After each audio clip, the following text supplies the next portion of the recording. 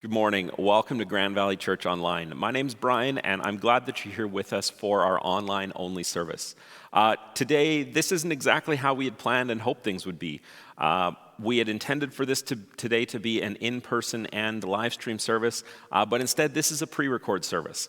A member of my own household has tested positive for COVID. Fortunately, symptoms are very mild so far.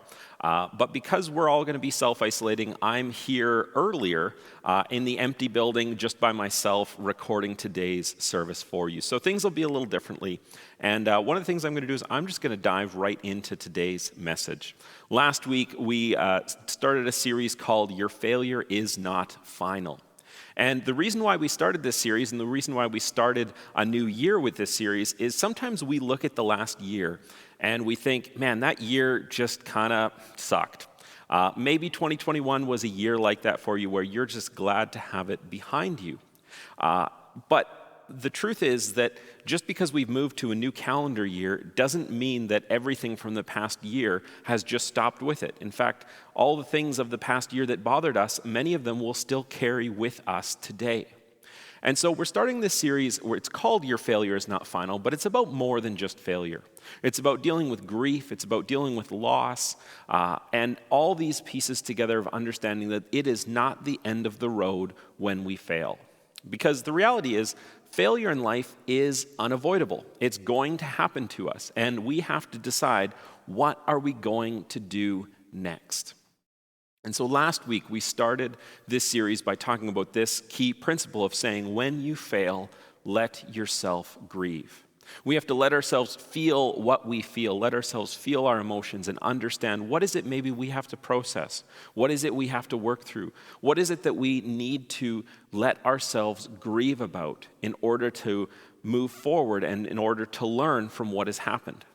Now, one disclaimer about this series is a message series is never going to fully replace the work of sitting down with a counselor or a therapist or a psychologist or the professional help that you might need to help you unpack and process some of that grief. And so I do want to encourage you that if there are things that this message series is bringing up for you and things that you want to explore deeper, you can reach out to us and we'll help put you in contact with some of those professionals in our community. But there's also plenty of resources in our town, or if you're watching from far away, wherever you are, I'm sure there are good resources to access. And so we've been in this series using a parable that Jesus taught from the Gospel of Luke. And we've been talking about this parable and what we can learn and what we can unpack about it. And so last week we started with this parable of a man who had two sons. And this younger son goes to his father and says, I want my share of the inheritance now. He basically says to his father, I wish you were dead. I want the money now. And surprisingly, his father agrees with him and gives him his money, and the son takes the money and flees to a distant land, and he wastes the money away. And when he runs out of money, a famine hits the land. And so now there isn't a way for him to find work. He has a hard time finding work, and eventually he finds a bit of work feeding pigs, and he realizes he is at this low point in his story. And so this is where we're going to pick up the parable and move forward. So this is Luke 15, starting at verse 17. Talking about the younger son, Luke writes this. He says, when he finally came to his senses, he said to himself, at home, even the hired servants have food enough to spare, and here I am dying of hunger. I will go home to my father and say, Father, I have sinned against both heaven and you, and I am no longer worthy of being called your son. Please take me on as a hired servant. So as he's in this faraway land, he comes to his senses. He realizes that back home, these servants in his father's household are better off than he is now. And so he makes this decision to go back and plead to his father, asking for to be welcome, to be brought back into his household, but to be brought in as a servant, to be brought in as an employee, as a servant who works for the father, but is not a son any longer. And so he makes this decision and he starts traveling home. And so in this parable today, the portion of it we're going to look at the most is, how does the father respond to his son's failure? His son ran off, wasted the money. What does the father do when the son returns? And so Jesus is telling this parable to a group of religious leaders, and Jesus carries on the story and he tells it this way. He says, so he returned home to his father. And while he was still a long way off, his father saw him coming. Filled with love and compassion, he ran to his son, embraced him, and kissed him. Now, this is not the kind of response that the son was expecting at all. He wasn't expecting to find out that his father had been looking for him. He wasn't expecting to find a response of love and compassion, to be embraced by his father when he returns home after wasting his father's money. And so the son starts into his speech. He starts to tell his father what's gone on. It says, the son said to him, "Father, I have sinned against both heaven and you, and I am no longer worthy of being called your son." He's making this statement of how he views himself in this moment. He's looking at his failure. He's looking at what he's done. And as he comes to his father, he says, "I am no longer worthy of being called your son." But the father cuts him off. The father stops him in that moment. And in fact, when Jesus tells the story, the father doesn't even respond to his son at this point. Instead, the father says to his servants, "Quick, bring the finest robe in the house and put it on him. Get a ring for his finger and sandals for his feet, and kill the calf we have been fattening. We must celebrate with a feast." I mean, it's kind of funny that the father doesn't even respond to his son. Instead, he turns to his servants and says, "Here's the orders. Here's what you need to do." And he says, "Get 4 things done." And each of these 4 things has some significance in their culture and time period of the first century. When he says, "Bring the finest robe from the house and put it on him," this is a symbol of welcoming, of drawing the son back into his household. He says, "Get him clothes that are fit for being in this household." Then he says, "Get a ring for his finger." And this ring wouldn't have been just a piece of jewelry or ornamental. In fact, at that time, this ring would have been what's known as a signet ring. And it's a ring that carried a mark on it that said that the bearer of this ring was able to do business on behalf of his father. And so when a father would give a son this kind of ring, he is actually giving his son authority to make decisions on his behalf, to go into the marketplace, to carry on business, to essentially be an extension of the father himself. Not exactly the kind of response for a son who has just ran away and wasted part of his money, but this is what the father does. Then he says, "Get sandals for his feet," meaning likely his son returned barefoot. His son returned with nothing other than the clothes on his back. He doesn't have sandals for his feet. And so his father says, "Get him sandals for his feet so that his feet can be protected from the sharp rocks on the ground." And then this last part, he says, "Kill the calf we have been fattening." In first century, when there is no refrigeration, when you were to butcher an animal, you needed to eat the whole animal right away or quite soon before it would spoil and go bad. And so for a family to have a calf and to say, "Let's butcher this calf and let's have a feast," this is likely more than what their household can eat in a short amount of time. And so he says, "We're celebrating with a feast." This is not just a feast for their household. This is a feast for the community. He's inviting the community in to see that his son has returned. And so the robe, the ring, and the sandals, and the calf are all markers of identity and welcome back into his father's household. The father is not just saying, "Hey, you're back." He's saying this with like fireworks going off, with trumpets sounding, with a celebration, with a feast, and all these things restoring his son into a relationship with him. And the father goes on and he explains his actions with this verse. The father says, "For this son of mine was dead and has now returned to life. He was lost, but now he is found." And then Jesus describes this, and Luke writes it down. He says, "So the party began." This wasn't just a welcome home, dinner's on the table. This is a party. This is call the people in from everywhere around, and we're going to have a celebration about his son returning. And so the father goes beyond just reconciling their relationship, and he is fully restoring his son into his household. And one of the things I think to notice is the fact that he throws a party and they kill the fattened calf and they have this big party is not just about being a private thing for their family. In fact, the father hosting a party for his son is a public blessing to show their community that his son has returned and been restored. This is about making a declaration to his community as well about his son's return.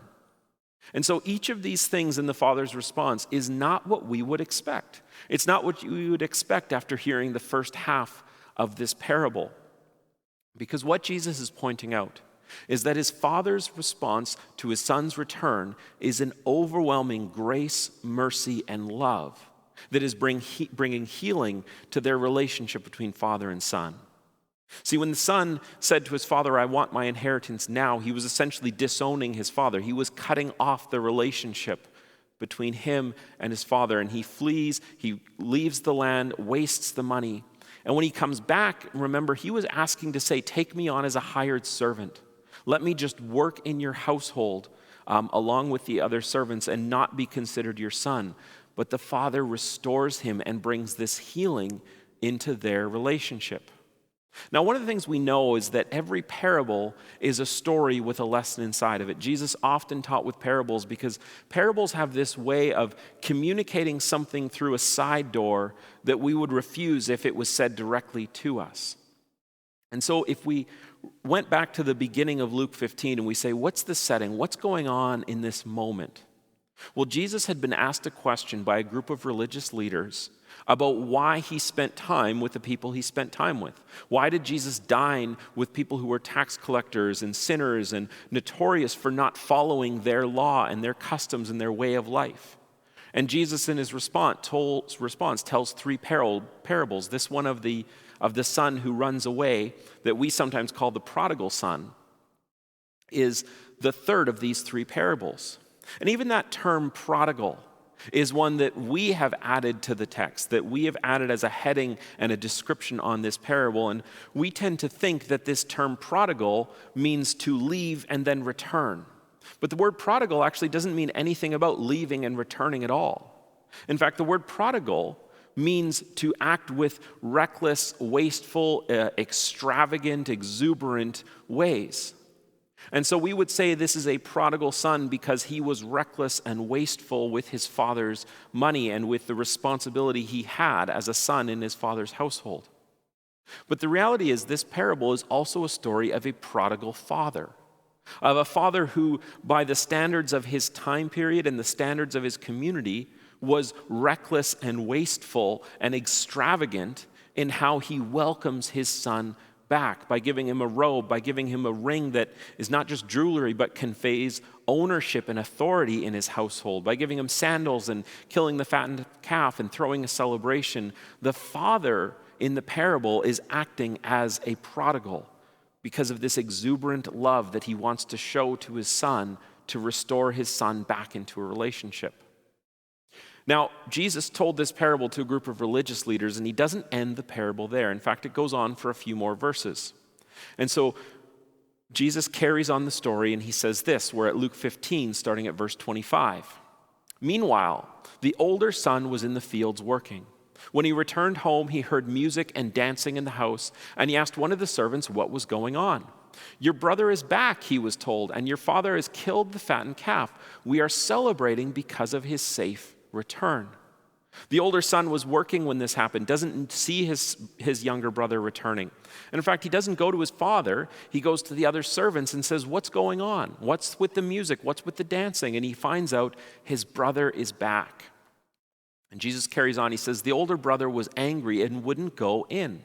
His father comes out and begs him, but he replies, "All these years I've slaved for you and never once refused to do a single thing you told me to. And in all that time, you never gave me even one young goat for a feast with my friends." When this older brother is complaining and saying, "You've never given me a young goat's value was about 1/10 that of the value of a calf in their economy and in their time. And so this older brother is saying, "I've been here all this time and you've never treated me this way." In fact, he goes on once more and he accuses his younger brother. He says, "Yet when this son of yours," note, he doesn't refer to him as his brother. When my younger brother, he says, "When this son of yours comes back after squandering your money on prostitutes, you celebrate by killing the fattened calf." The older son is accusing the father of being wasteful in this moment. He's accusing his father of treating them unfairly, for not having ever celebrated his faithfulness the way that the father is celebrating the younger brother's return. And the older brother's response tells us something about his relationship with his father. Because the older brother was physically present, but he was just as relationally distant from his father as his younger brother was. If he had known his father, if he had known his father's character, known the way that his father treated the people around him, he would have recognized that, of course, his father would have welcomed his younger brother back. If he had understood his father's motives and intentions, maybe he would have been there with his father when his son returned. Maybe he would have been there embracing his younger brother. Maybe he would have been the one calling the servants to say it's time to throw a party. But even though he was physically there with his father, he was distant and did not understand his father's heart. And so the father in the parable responds to his older son and says, "Look, dear son, you have always stayed by me, and everything I have is yours." He's trying to draw his older son back in. "My dear son, you have always been here. Everything I have is yours. You have the same authority over my household that I do. You have the same responsibility to care for the members of our household and to care for our lands and our livestock and whatever it may be that was in the father's household." The father is trying to remind his older son that he has been there all along. Now, this whole parable, again, has been in response to Jesus being asked, "Why do you spend time with sinful people?" And this was the third of three parables. And so Jesus' response of these three parables was to tell stories about a shepherd who lost his sheep, a woman who lost a coin, and a father who lost his son. In the first of these parables that Jesus tells, the one about a shepherd is about a shepherd that has 100 sheep, and one of them goes missing, and so he leaves the 99 and goes to search out the one. And when he finds this one missing sheep and brings it back, he says, "Let's celebrate." In fact, Luke 15 verse 7 says, "In the same way there is more joy in heaven over one lost sinner who repents and returns to God than over 99 others who are righteous and who haven't strayed away." In the second of these three parables, it's about a woman who has 10 silver coins and she loses one. And so she lights a lamp and she sweeps her floors and she searches through her house. And when she finds this one silver coin, she celebrates with her neighbors over the fortune of finding her missing coin. And Jesus ends that parable with a lesson for the people asking the question the same way. He says, "In the same way, there is joy in the presence of God's angels when even one sinner repents." And so when it comes to the third parable, when the father says to the older son, "My dear son, you have always been with me. Everything I have is yours," the father ends the parable by saying this: "We had to celebrate this happy day, for your brother was dead and has come back to life. He was lost, but now he is found." I find in this verse, there is a statement of identity of what the father is giving to his son. He's saying he was dead and he has been brought back to life. He was lost and now he is found. He was far from me. He was a failure. He wasted money. He got caught up in a famine. He had no job. He found a job feeding pigs and then made this trek back. But when he made the trek back, he came back to life in the eyes of the Father. He came back into relationship. And so Jesus finishes his answer to these religious leaders of the day by telling them a story of a father who gives extravagant mercy, grace, restoration, and love to an undeserving and rebellious son. Now, we sometimes think that our failures are what define us. But this parable and the two before it point to say that there is celebration, that there is joy. When we overcome those failures, when we recognize that we are not failures in God's eyes and we come back to him, when we turn from our old ways, when we turn from what may have happened to thinking that our failures are defining us, and we turn to instead recognize that our identity is found with God, we come back to life in him, and there's celebration over that.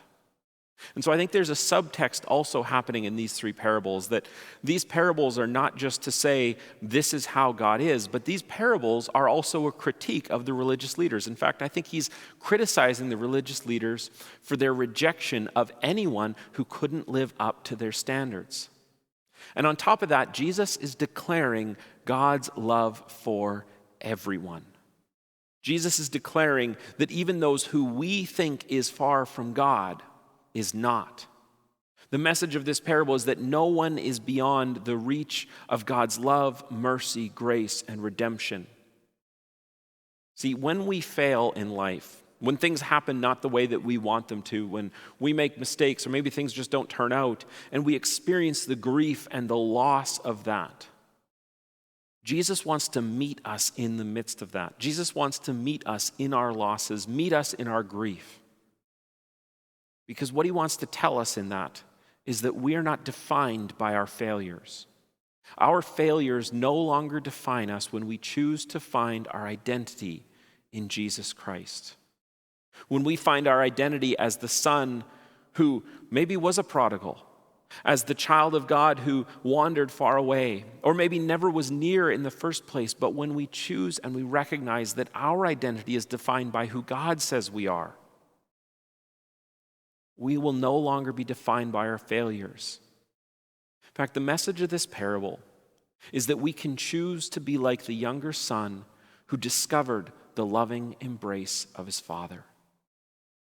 We can choose when we fail to say to God, I want to come back. I want to come back to your household. I want to come back to the relationship that we once had, or I want to discover the relationship I've never had yet. And the response of the Father in these parables, and the response that Jesus gives to his critics over who he spends time with and who he has as his company, is one of hope, mercy, grace, restoration. These parables summarize the gospel, the entire message of Jesus, in this way that God is trying to draw everything back to himself, into his loving embrace. So no matter how awful of a year 2021 was for us, no matter what our mistakes are in our past, we can choose to no longer define ourselves by those things and instead find our identity in this loving embrace of our Father, to find it in the loving embrace of Jesus with us. Now, it doesn't mean that we won't still have consequences and grief and difficult situations because of our past. We will still have all those things to work through. Recognizing God's love for us doesn't immediately extinguish the pain of the past. But God can be with us as we process, as we grieve, as we restore, as we seek restitution, as we look at this parable and see this example of the Father not just letting his son return as a hired servant, but restoring him to what he was before. Maybe we can see those things as the ministry and the work of God in our lives, healing and dealing with the failures that we've had or we've caused or have happened to us by no fault of our own. This is the message of the gospel, that we are embraced as a child of God by a loving Father whose love knows no bounds and who draws us deeper into a relationship with him. I hope that today, as you think about this parable, as you think about what it means for this younger son to be welcomed back with this extravagant display of love, that we would in some way see that same extravagant love that God has for us. No matter who we are, no matter what we've done, no matter how distant or how far we think we are from God, his love for us is deeper than that. And our identity is found as his child. Let me pray for us as we wrap up. God, thank you for your love. Thank you for your embrace. Thank you for your care for us. Thank you that no matter how far we think we have gone from you, the truth is you are always with us. And so, God, I pray that today we would just be reminded of that in so many ways. that we would be reminded of your presence, that we would be reminded of your mercy and your grace, and your deep desire to draw us and everyone who we know into a deeper relationship with you. Would you help us to see that? Would you help us to be aware of that in our interactions with one another? And Lord, would we be faithful witnesses of your love to the world around us? In your name we pray, amen. Folks, thank you very much for being here with us for our online service. Watch for email later this week about where things will be at for next week's service. At this point, I don't really know, but we will be sending that info by email as soon as we have a decision about what next week will look like, and kind of just to let you know what to expect. If you don't get our emails, would you click the link in the video description here on YouTube and fill out our online Connect card and just check off that you want to receive our emails, and we'll make sure that that lands in your inbox. Thank you very much for joining us online. I hope you have a great week, and look for an email about what next Sunday will be. Thanks for being here.